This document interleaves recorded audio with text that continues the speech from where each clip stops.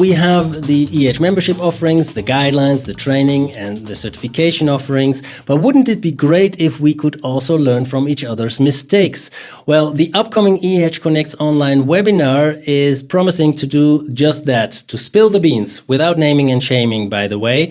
So if you don't have time to watch this interview, make sure to register because you don't want to miss this webinar. It promises to be not only very informative, but also very entertaining. With us is the webinar presenter, Peter Overbosch. Peter, you have been a former Vice President Quality Metro Cash and Carry and Head of Quality for Unilever Worldwide. You're one of the editors of a new book publication that addresses not best industry, but worst industry practices in food safety.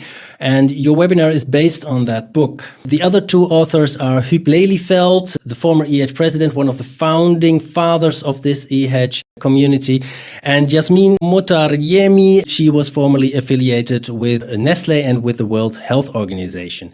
So a lot of expertise there. Let's first talk about your book. The title is Food Safety Short Stories, a collection of real-life experiences.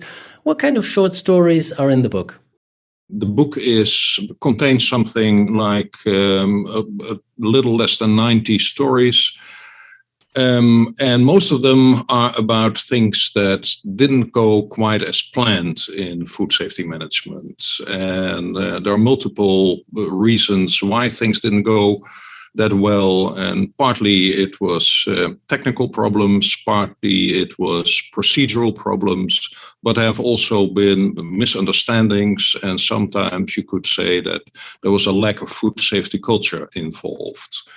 They're all interesting stories, and from what happened in real life, there are lessons from those stories. And of course, we have anonymized them. There are no direct link between the story and the source of that story. There's no brand names, there's no company names, but all these things actually happened. Why did you create this book? What was your initial idea and how do you expect it to contribute to our understanding of how to avoid food safety issues in the future?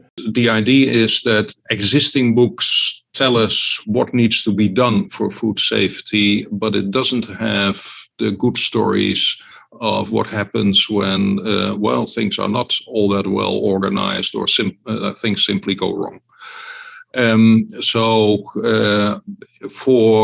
For learning purposes, for teaching purposes, we felt that this was an important book. You didn't write all these stories yourself, did you? So how do you know if all of these stories actually really happened? Huub and Yasmine and I have written a couple of stories ourselves, so they're in the book.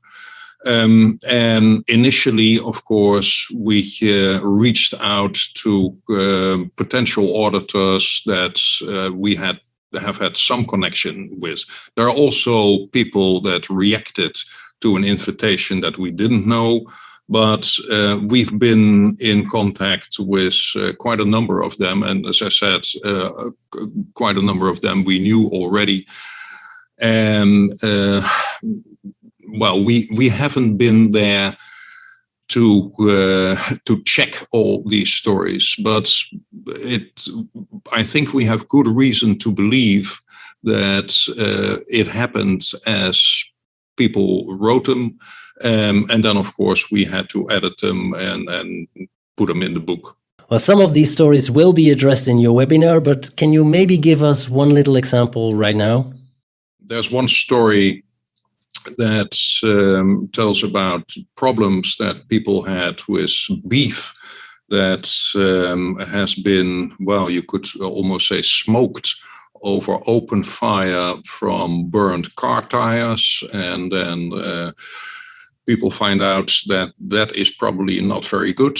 And then they run into all kinds of other problems. There are problems with, audits. Who doesn't like audits? Maybe one example of an audit story, Peter? There's a story where something needs to be opened up in a factory for inspection, and it doesn't work, and it can't be opened.